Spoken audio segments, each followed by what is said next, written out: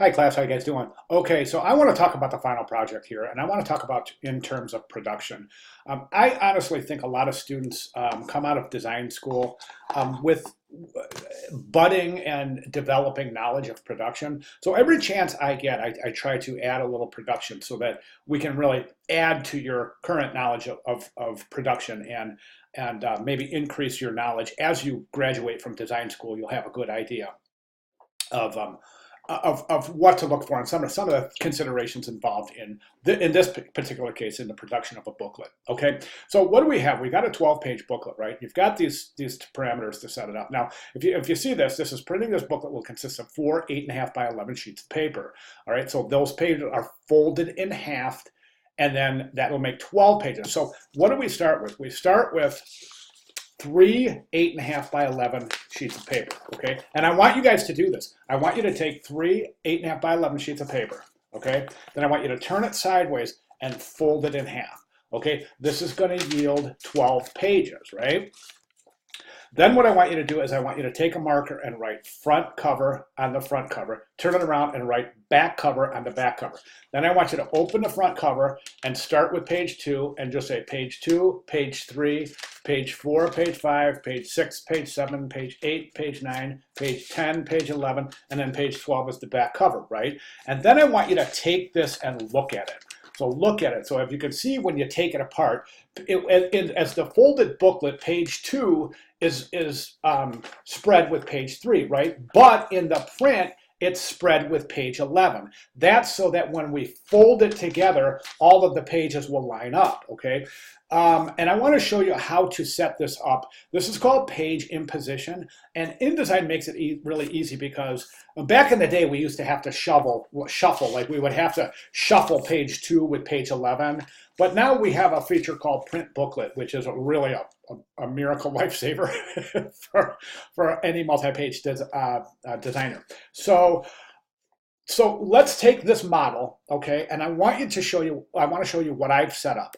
I've set up an InDesign document, okay? It's a 12-page document. Let's go over to my document setup area. What the heck's going on here? There we go. Okay, I want to go to my document setup area, and so we can see what I have here. So I'm going to go to File, and we'll go to Document Setup. And if you set up your new file, just go File, New, Document. Okay, and then actually, you know what? I'll set this up for you as it is set up in the classroom. So here's what we'll do. We'll just go to InDesign. Okay, we'll say File, New, Document. And this is actually the instructions. The instructions in the class have you design one page, and then we'll go ahead and design, add the rest of the pages. So as my new document dialog box opens, and then this gives everybody a really good chance to see how slow my computer really is. Okay, so here's what we have right here. So we're going to set up a page. The first page we're going to set up is a width of 5.5, a height of 8.5, set up in portrait or vertical landscape. Okay, that's set to inches. 5.5 by 8.5. Note that is an 8.5 folded in half. Pages 1, facing pages checked. Start on page 1, columns 1. Okay, column gutter 0.1667, margins 0.05, bleeds and slug 0.125 for the bleed. Okay, I'm going to say create. Okay, and that's going to start my first page. And as you note, this page is 5.5 by 8.5, and again, that would be a double. That would be half of an 8.5 or an 11 by 8.5. Okay, so we're going to add pages now. InDesign already knows how big the page is, right? So let's just go right down here, add page.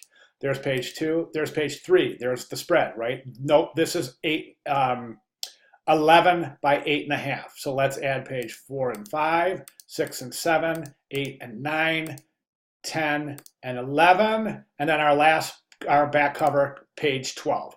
Okay, now what I'm going to do is I'm just going to come over here and I'm just going to go like this. I'm going to just say front cover. Then I'm going to come down here and I'm going to say page 1, page 2. Oops, this should be page 2. Front cover is always page 1. So this is 2, page 3, page 4, page 5, page 6, 7, 8, 9, 10, 11. And note, then we have back cover. At any rate, my recorder is doing something very, very odd right now. So unfortunately, I won't be able to show you that. We're kind of stuck on this screen right here. But the point is this, guys. At this point, you can do one of two things. You can take this saved out as a PDF, okay, and take it to Kinko's, as I said, tell them you want a 12-page book printed duplex. That means front and back with your spreads, okay, page and position spreads. Or you can try to take the PostScript file that you saved print to booklet and try to have them print that as duplex and explain to them you want a 12-page saddle stitched book. At that point, how do we saddle stitch? It's really easy. What you do is, I always just do this. I take my booklet, once it's all printed out, got my spreads, put them together, I make my fold, and then I just come in here and I take a little kind of like a compass point or a toothpick, and I'll take the open staple, I'll place the open staple right there to get the width of the holes, and then from the outside in, I'll poke holes with the toothpick, and then I'll slip my staple in there, okay, both front, the top and the bottom. Then I'll bring it over like this. The prongs of the staple will be sticking up. I'll just take a pencil eraser and push them down to meet in the center. And that's it, guys. That's it. So here's the thing. If you have any questions on production, if you have any questions on how we're going to print this, let me know, because printing is part of this. That will be coming up in week 8. All right, guys, let me know if you have any questions. Thank you very much.